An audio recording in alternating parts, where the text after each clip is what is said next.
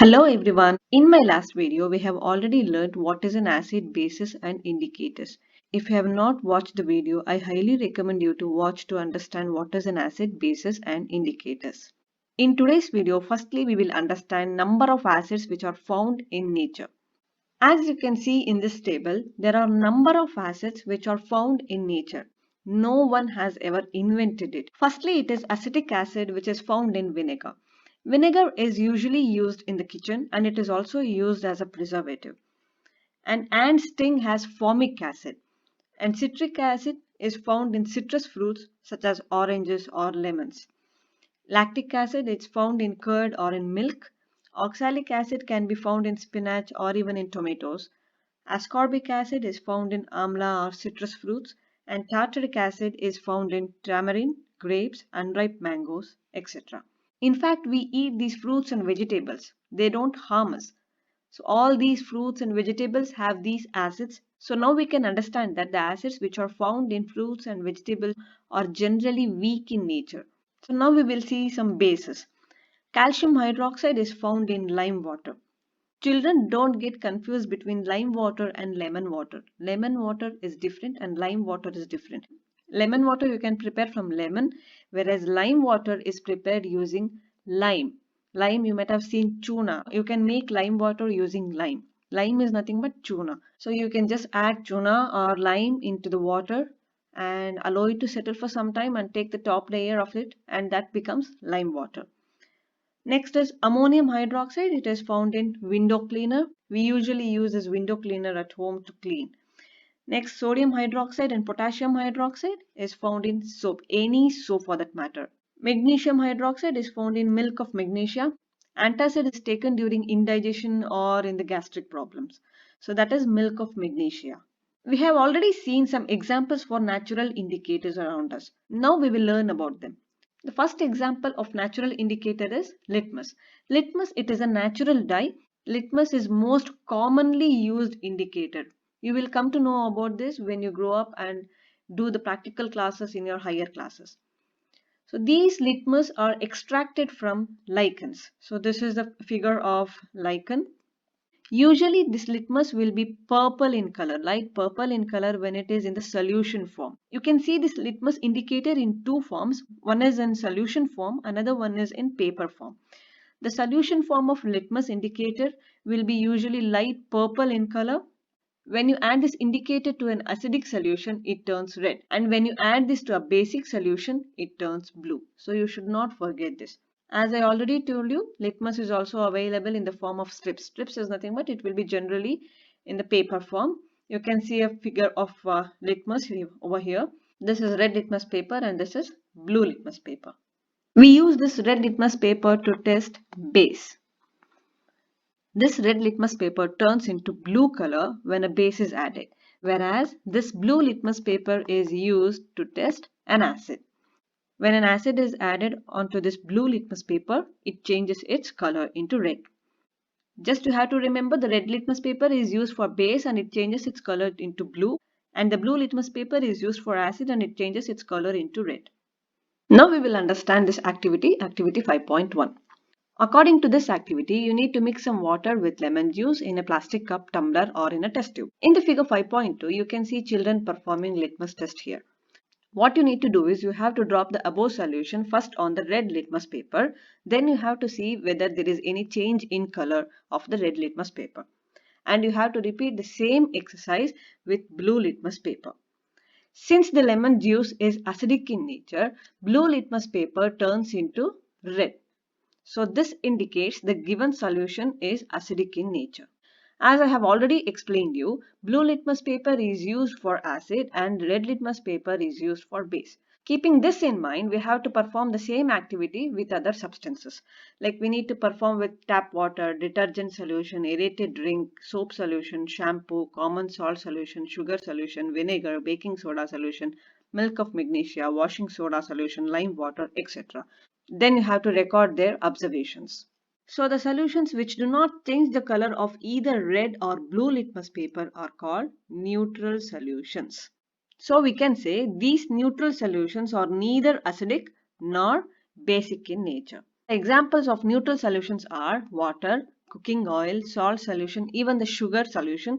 So all these solutions will not turn the litmus paper either to red or to blue. That indicates these solutions are neutral. They are neither acidic nor basic. Now we will see turmeric as natural indicator. Again, they have given an activity here, that is activity 5.2.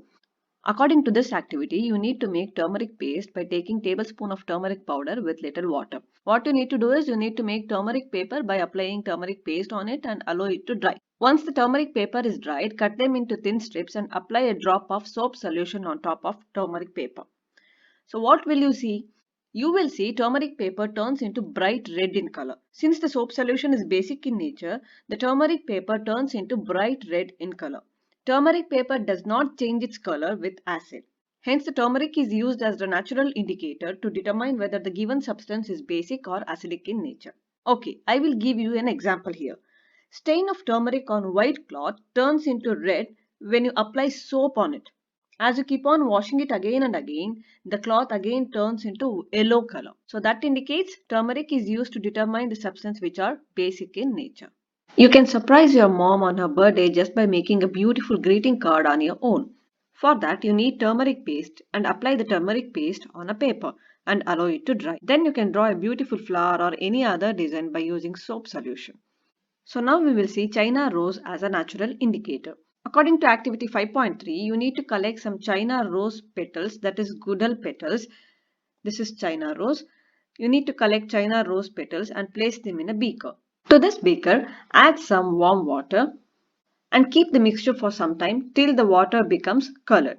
So you can use this colored water as an indicator. When you add the China rose indicator to acidic or basic solutions, China rose indicator turns the acidic solution to dark pink or magenta color or basic solution into green in color. We can see this in the figure 5.3. This is the indicator prepared by China rose, and the China rose indicator turns acidic solution into dark pink or magenta color, whereas the basic solution into green color. Now let's see the table 5.3. In this table, they have given certain test solution to see the effect on turmeric solution. Since turmeric is acidic in nature, it will not change its color with acids or even with neutral solutions. Turmeric solution will not change its color when an acids like lemon juice, orange juice and vinegar is added, and also neutral solutions like sugar and common salt is added. There will not be any change in color of turmeric solution. Whereas when bases like milk of magnesia, baking soda and lime water is added into turmeric solution, it turns into red. The turmeric solution turns into red and thus indicates the given test solutions are basic in nature. Let's see in another table, table number 5.4. Here also they have given certain test solution to see its effect on China rose indicator. With acids, China rose indicator turns into pink or magenta color, and with base it changes its color into green. With neutral solutions like sugar solution and common salt solution, China rose indicator will not change its color. So there will be no change in color when neutral solution is added into China rose solution. According to this activity, you have to see the effect of acids and bases on litmus paper, turmeric paper and also on China rose solution. You have to dilute the acids like hydrochloric acid, sulfuric acid, nitric acid, acetic acid and bases like sodium hydroxide, ammonium hydroxide, calcium hydroxide. You will get all these diluted acids and bases in your school laboratory and your teacher will guide you in performing these tests. Let's see an example for this. When dilute hydrochloric acid is added on litmus paper, it changes its color into red because we already know the blue litmus paper will turn into red when an acid is added. And we have also understood when an acid is added onto turmeric paper, there will not be any change in color because turmeric itself is an acid and acid will not react with another acid. Hence, there will not be any change in color. And when dilute hydrochloric acid is added into China rose solution, it will change its color into pink color or into magenta color. This we have already understood, right? Let's proceed further. Children, you must be familiar with the term acid rain, isn't it?